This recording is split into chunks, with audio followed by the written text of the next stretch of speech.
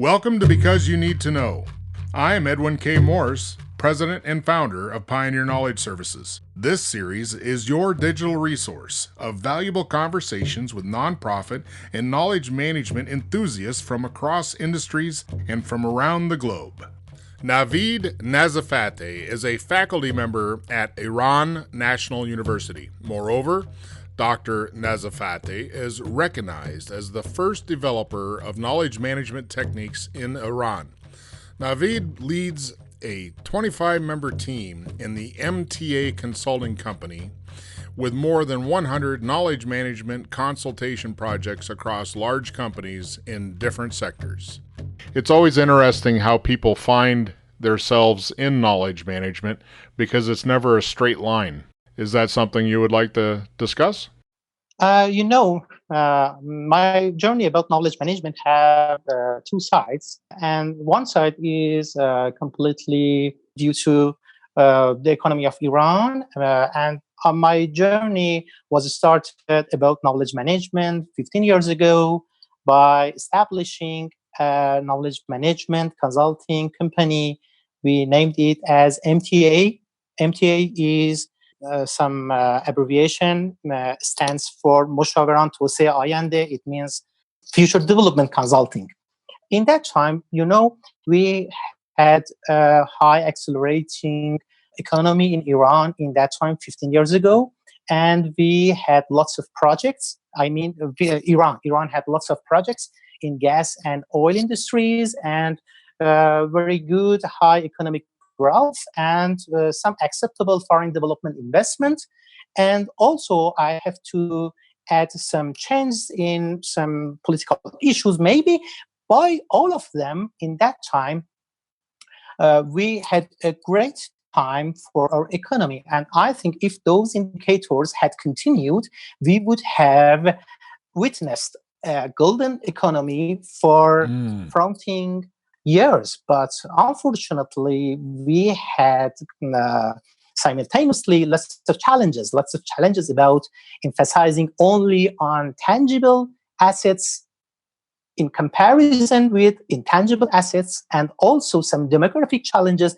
You know that near 4 decades ago, we had baby boomers events in Iran, like baby boomers events in US and some other countries.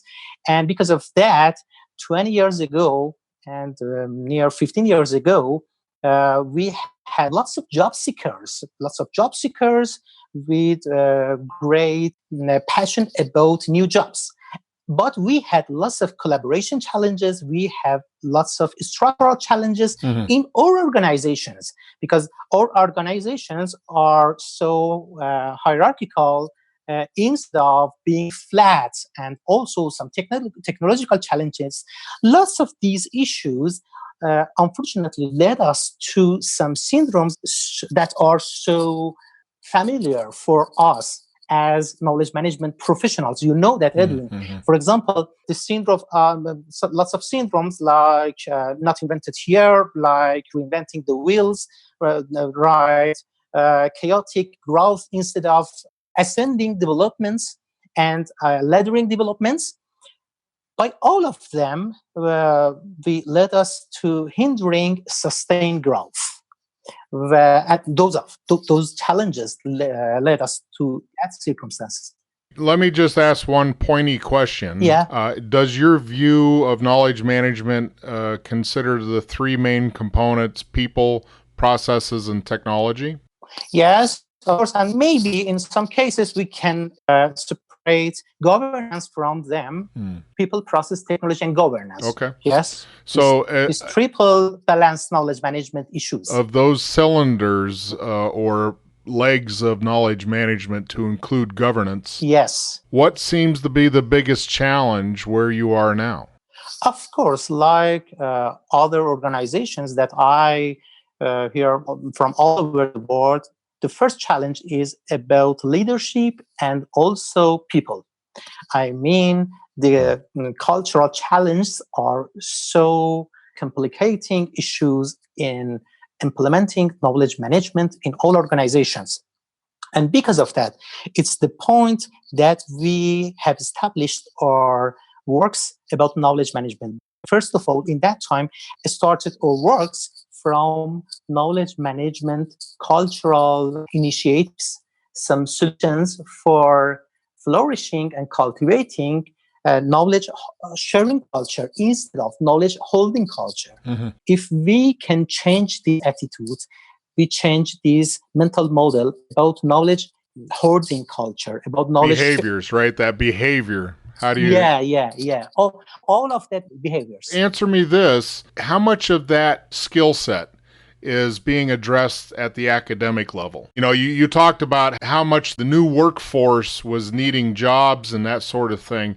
How much is the awareness of the new worker coming into the workforce around knowledge management to begin with? Or is it on industry to train them about it? Unfortunately, we know that major part of university students, we have not some sufficient lecturing and teaching about knowledge management issues. We have, yes, of course, we have some issues in some particular majors, like, for example, information technology or particular disciplines in our universities and all over the world about knowledge management as some courses.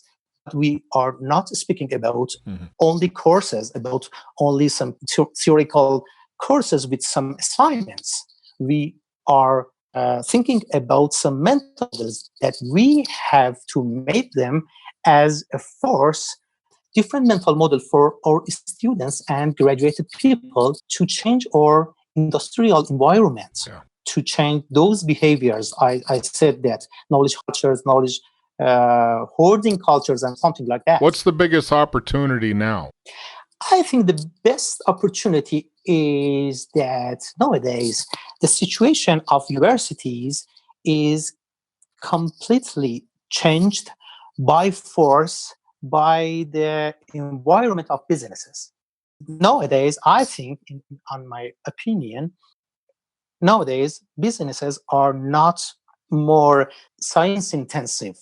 2 or 3 decades ago, they were much more science oriented. We had some scientific and theoretical aspects, and we export them to businesses, and we said businesses, okay, you have to do these steps 1, 2, 3.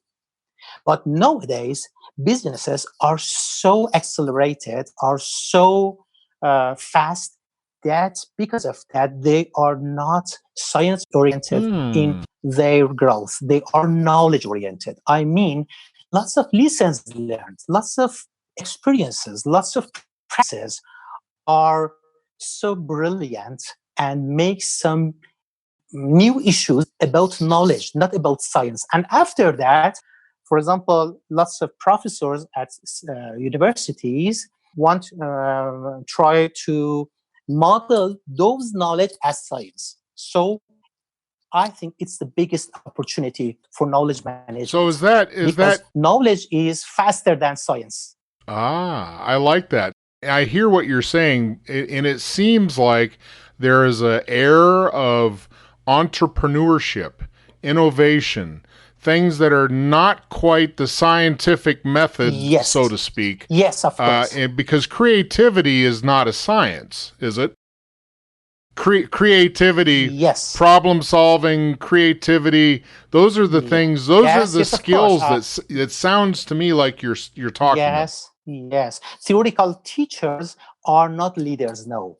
As you said, entrepreneurs, as you said, creative managers and solver managers are this era problem solvers. So they are leaders in our businesses. And it's a great opportunity that you said. In order to bring us to a close, could you give me your definition of knowledge management? I think knowledge management is something about human to human interaction.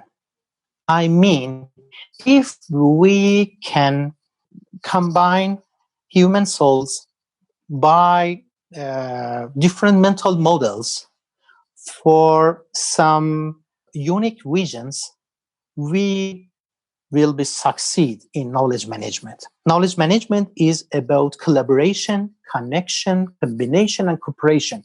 If we do these works appropriately, if we do these works with great combination of technology, governance, process, and people, we will be succeed in knowledge management. I like that very much because you're giving a very strong recommendation that knowledge management is all about engagement. Yes, of course. About engagement, of course. Well, that's perfect. I agree. I say we do another one of these soon. Yes, of course. It's great for me because it's a great honor for me. Yeah. Well, thank you for sharing and engaging with us today. Because You Need to Know is designed to bring people's experience and their knowledge forward to be shared. I'm Edwin K. Morris, and I thank you for joining in to listen to another conversation brought to you as a public service of Pioneer Knowledge Services, a nonprofit tax-exempt organization with a charitable knowledge management purpose. Find us online at pioneer-ks.org and add your voice to the conversation on Facebook.